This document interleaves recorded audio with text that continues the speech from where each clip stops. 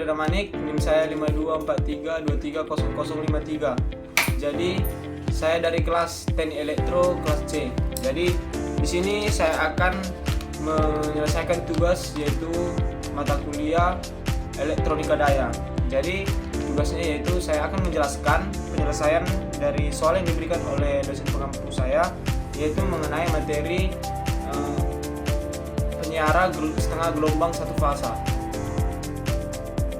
Jadi di sini saya akan menjelaskan soal yang pertama yaitu analisis matematis. Di mana soalnya yaitu sebuah rangkaian penyiara setengah gelombang satu fasa dihubungkan ke sumber tegangan yaitu 220 sin 100 Pt dengan beban resistif R sama dengan 10 ohm. Maka pertanyaannya A. Hitunglah tegangan keluaran rata-rata ataupun VDC pada beban. Lalu B. Hitunglah arus rata-rata ataupun IDC. Nah, tadi sudah diketahui di soal VS-nya yaitu 220 sin 100 Pt volt.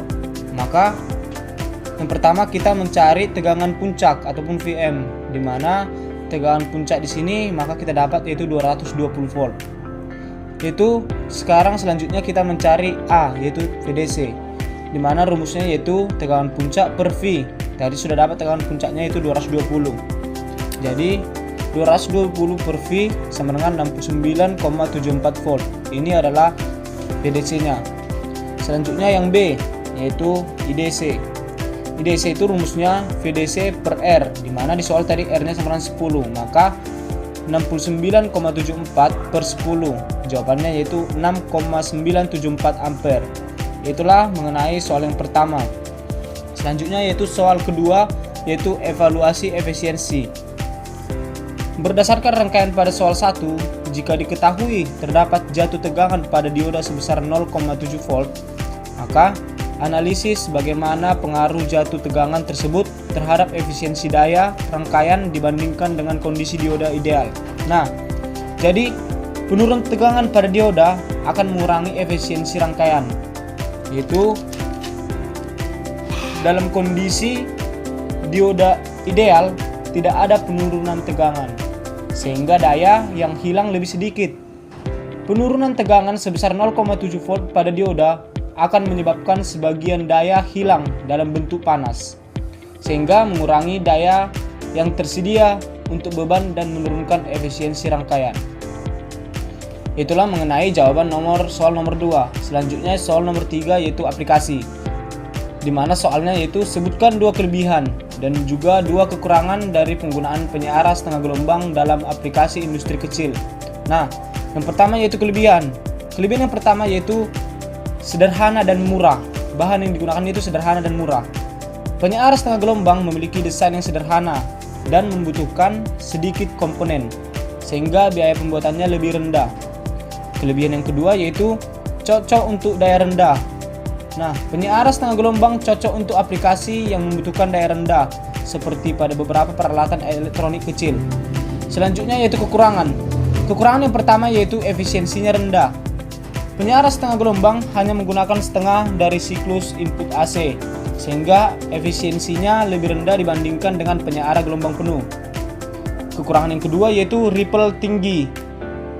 Output DC dari penyiar setengah gelombang memiliki ripple yang lebih tinggi ataupun riak yang lebih tinggi, yang dapat menyebabkan masalah pada beberapa aplikasi yang sensitif terhadap ripple ataupun riak. Nah, itulah mengenai soal ketiga yaitu aplikasi. Selanjutnya soal pertama yaitu perbandingan performa. Sebuah sistem memerlukan tegangan searah yang lebih stabil dibandingkan penyiar setengah gelombang. Jika menggunakan penyiar gelombang penuh, tipe jembatan ataupun bridge rectifier dengan input 220 VRMS, hitunglah nilai tegangan puncak luaran ataupun VM dan tegangan rata-rata ataupun VDC. Nah, VM itu rumusnya yaitu akar 2 dikali VRMS.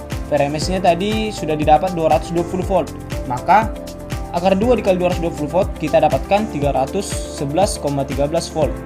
Nah, selanjutnya kita cari VDC ataupun tegangan rata-rata. VDC-nya rumusnya 2 VM per V. VM-nya itu tegangan puncak tadi, yang ini 311,13 volt. Maka 2 dikali 300 11 kali 13 volt per V, jawabannya 198,23 volt. Maka kita dapat jawaban dari soal tersebut. VDC-nya 198,23 volt dan tegangan puncak atau VM-nya 311,13 volt. Selanjutnya yaitu soal 2 analisis filter. Soalnya yaitu pada rangkaian penyiar gelombang penuh ditambahkan sebuah kapasitor filter secara paralel dengan beban R. Lalu A. Jelaskan secara teknis bagaimana filter tersebut dapat memperkecil tegangan riak ataupun ripple voltage. Lalu B. Apa yang terjadi pada nilai VDC ataupun tegangan rata-rata jika nilai kapasitansi kapasitor diperbesar, dan juga jelaskan alasannya. Nah, yang pertama kita menjawab soal dari A. Jelaskan secara teknis bagaimana filter tersebut dapat memperkecil tegangan riak ataupun ripple voltage. Nah, pada saat pengisian kapasitor, ketika tegangan keluaran dari penyiar meningkat, kapasitor mengisi daya. Nah, lalu pada saat pelepasan, ketika tegangan keluaran dari penyiar menurun, kapasitor melepaskan daya ke beban, menjaga tegangan keluaran tetap stabil. Nah, dengan demikian, kapasitor membantu meratakan tegangan keluaran sehingga dapat mengurangi amplitudo ripple ataupun riak yang ada pada rangkaian. Selanjutnya yaitu yang B. Tadi pertanyaannya,